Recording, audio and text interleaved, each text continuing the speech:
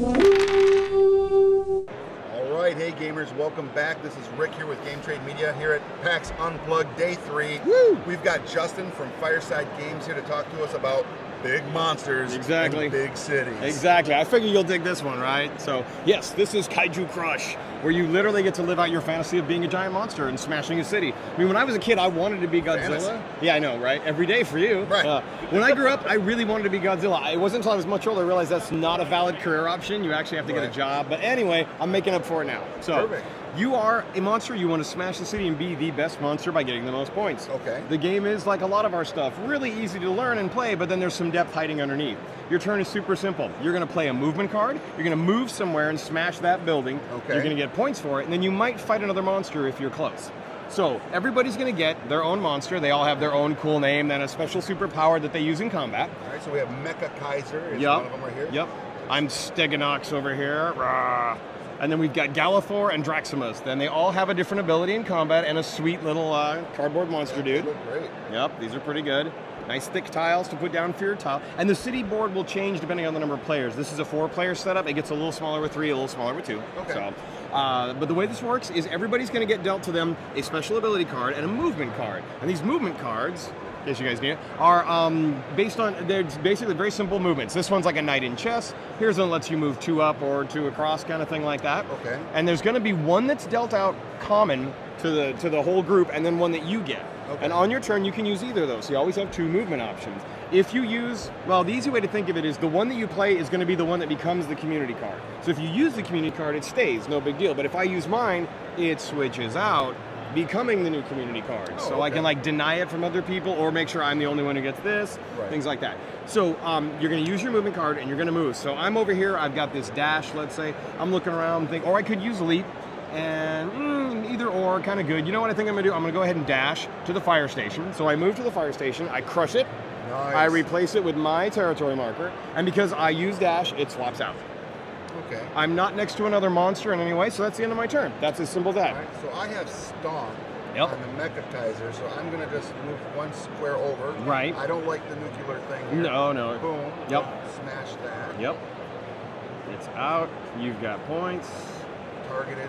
Yep, and now looky here. Boom. You are adjacent to a monster. We do include diagonals, so you two can fight. So the way fighting works is, these territory markers that we've got have symbols on the back. All right. There's a bunch of them. There are, for example, there are legs, or rather kick, claw, spikes, tail, and fire breath.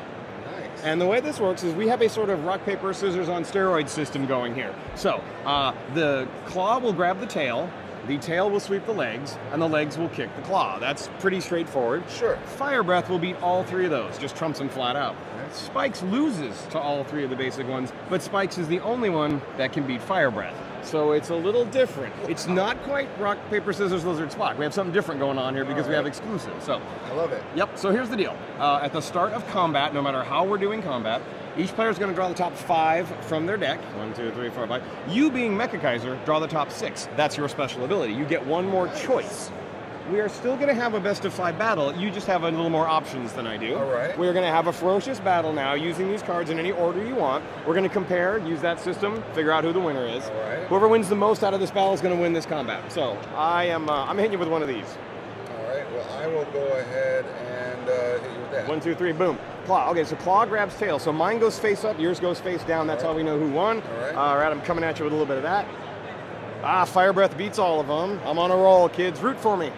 Here comes, a kick. So this is a tie. Normally a tie is a loss for both players. However, if this is the battle with Stegonox, Stegonox wins on ties of claw, kick, or tail. Me as Galathor over here, I win as, need to see more?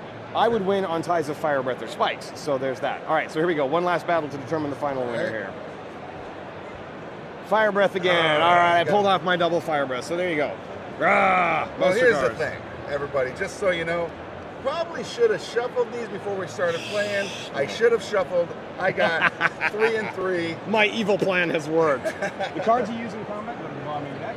All right. and you are spending your combat cards to mark territory. So it's kind of one of those things where you want to watch for what you're losing. You may want to avoid combat if you've got really bad cards, but if you're up for it, there's still a lot of playing the other person. Absolutely. So you can never go back to a place once it's been cratered. That's one of the big rules in the game. You can only land on new, fresh buildings. So as we're all playing and spaces gets cratered, it's going to get harder and harder to move around. Eventually, we're all going to have to pass, and then that's going to end the game, and we'll do up some scoring. But before then, you want to keep an eye out for things like parks. Parks don't have a point value, and they don't have a group they belong to. So, for example, I don't know if you guys can see this. There we go, right there. So this belongs to the community group up here. Whoops, it's all backwards for me. There we go. The community group. It's worth 3 points, and it's part of the community group. There are also transportation, commercial, and power groups. So those are like the suits that you're going for. Right. This is going to also matter for scoring.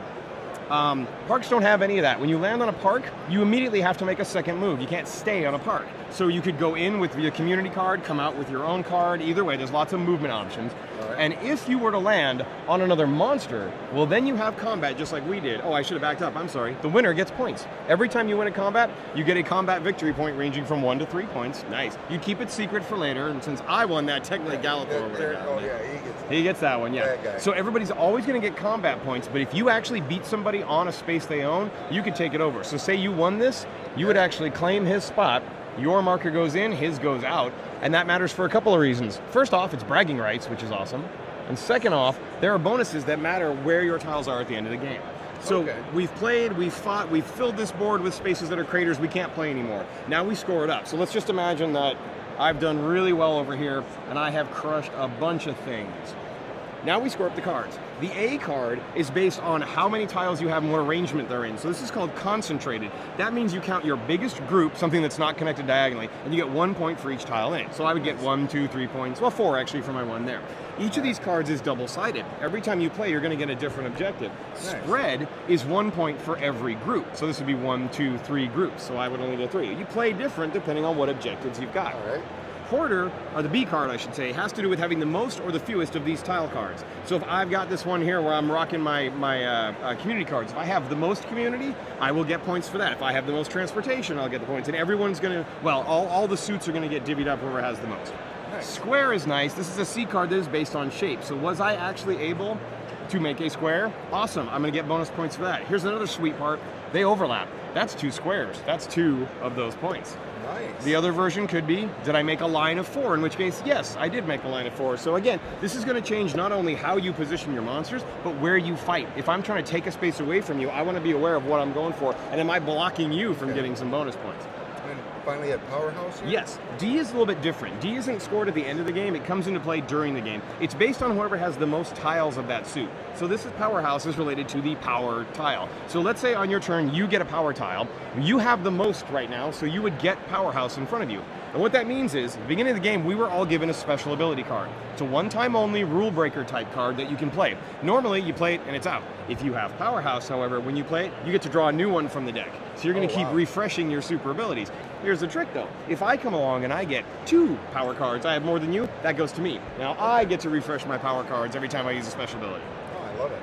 And there's one of those for every suit in the game. They all do something different. Powerhouse is about special abilities. Civil Servant will turn your craters into parks. So all of a sudden, tiles that were off limits are now extra movement for everyone, and the game goes crazy. Okay. There's another one that lets you steal someone else's movement card, and there's one that just gets you points from the victory point pile. Okay. So again, every time you play, they're going to be different. Also, the game has an extra C card and an extra D card still in the box. So you've got like 64 or something like that combinations of various ways you might be able to score all this stuff. That's crazy. Yep.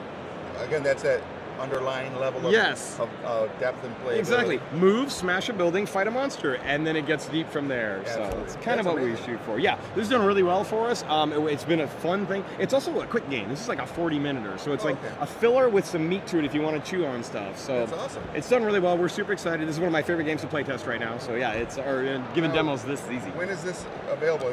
It came out this November 1st. November 1st. You are holding a brand new shiny game. Oh, right. So you can go to your local retailer and pick this up right now. Yep. It is, what's the price point? $30 MSRP. Not bad. For 40 minutes of play. A lot of replay. Lots of replayability. And lots of rawr. I mean, yeah, you can't go wrong with some Kaiju Crush, right? Exactly. So there you go, everybody. Thank you, Justin, from Fireside Games. If everybody out there wants to go and check out all the cool things from Fireside, find them on Facebook or go to firesidegames.com. Is that right? It's true. That's all us. Right. Very cool. And also, thank you to Carolina Game Tables for letting us use this amazing streamer table all weekend long here at PAX Unplugged. Very nice. It's a beautiful table. If you want to learn more about all the cool tables and products from Carolina Game Tables, check them out online and on Facebook and all other social media platforms. We've also got this amazing little contest we're doing right here, where if you come to our booth here at booth 203, you can pick up a card. It has a QR code, a URL, and one person will be announced on Wednesday this coming week, and they're going to win everything in this photo. Holy cow! Yeah, it's a lot of stuff, plus some other stuff. We've been given a few extras to add to this from some of the vendors here, so it's even bigger. It's ridiculous, and we're gonna have a lot of fun with that. So thank you everybody that's been participating. And finally, if you are here at PAX Unplugged and you want to check out Fireside Games, what booth number are you at? 1048 over there. Which you can't see Yes, based exactly. on this, but they are over in that direction. It's true. Literally everybody's on that side of us. These guys are kind of in the corner. It's awesome. Now, this is Rick here with Game Trade Media. We'll be right back with some more amazing content, so stay tuned.